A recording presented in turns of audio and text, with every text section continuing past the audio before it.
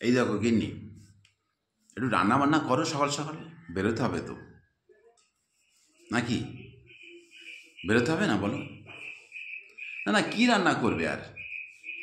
এ মাসে খুব একটা ভালো মন্দ খেতে নেই। আমার ইচ্ছা করছিল, কদিন তো নিরামিষ, এ মাস ভোর নিরামিষ খাবো, ইচ্ছা করছিল একটু এটা ওটা খাওয়ার, তা খেতে নেই, যে কালে স্বাস্থ্যর নিয়ম মেনে চলতে হবে। জানো না এ মাসে কি, এ মাসে ওই সব এটা ওটা ডে আছে না, ওই কি ডে, ওই কি ডে, ওই সমস্ত আছে না, কি সব দিন খান আছে। তো একদিন খাবো একদিন খাবো না, একদিন খাবো একদিন খাবো না।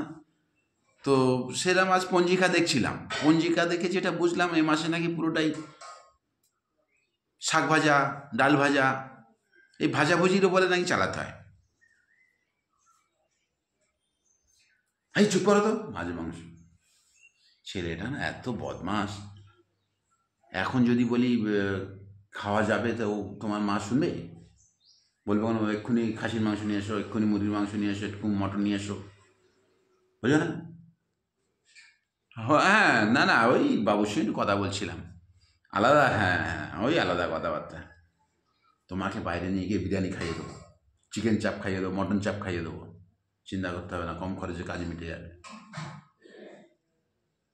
না ওই হ্যাঁ, ওইটাই বলছিলাম, ওই ছেলেকেই পড়াশোনার ব্যাপারে একটু বোঝাচ্ছি আর কি। হুম। তা তুমি এক কাজ করো, তুমি ওই একটু ডাল রান্না করো, পাতলা করে করবে, বেশি না, মানে এই 25 গ্রাম ডাল, 6-7 জনের হয়ে যাবে, পাতলা, হ্যাঁ পাতলা করে করবে। মানে ডালের জলটা খাওয়াই ভিটামিন, ডাল লোকে বেশি খায়, পাতলা করে করবে। আর শাক একটু ভাজবে, শাক শাক ওই কেনা না, বাজারের শাক না, দেখো ক্ষেতের মধ্যে হয়ে আছে, জমিতে হয়ে আছে, ওগুলো তুলে নিয়ে এসো, নিয়ে এসে শাক ভাজা করো। আর 25 গ্রাম ডাল, 6 জনের আরামসে হয়ে যাবে। জল বেশি, জল খায় তো, লোকে বলে না যে জল বেশি করে খাও, জল বেশি করে খাও, তা ডালের সঙ্গে জল দিতে হয়, জলটা একটু বেশি করে খাওয়া শরীরের পক্ষে ভালো। হুম। তো ওটা একটু খাবে। তো এই মাসটা একটু এইভাবেই চলি।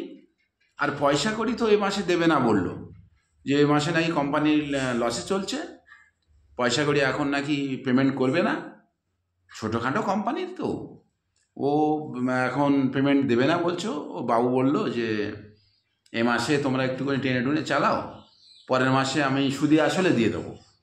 তা আমরা যে কজন ছিলাম না, সেই কজন প্রত্যেকেই বলেছি সুদ দেবে আবার আসল দেবে বলেছে। সুদের পয়সাটা না নিয়ে কি করা হয় বলো তো? হ্যাঁ, তোমার গয়না, এই তো ঠিক বলেছে, ঠিক বলেছে। এই একদম ঠিক বলেছে, হ্যাঁ হ্যাঁ, গয়নার যা দাম না, আমি করে দেবো, করে দেবো, সুদের পয়সাটা দিলেই করে দেবো। হুম। তোমার মা দেখেছো তো, পয়সা দেখলেই এটা করব সেটা করব, ওই জন্য আমি বলতে চাই না কিছু। দেখেছ তো, তুমি চুপ করে থাকবে, আমি বলছি, হ্যাঁ, বুঝলে? ঠিক আছে, গয়না করে দেবো।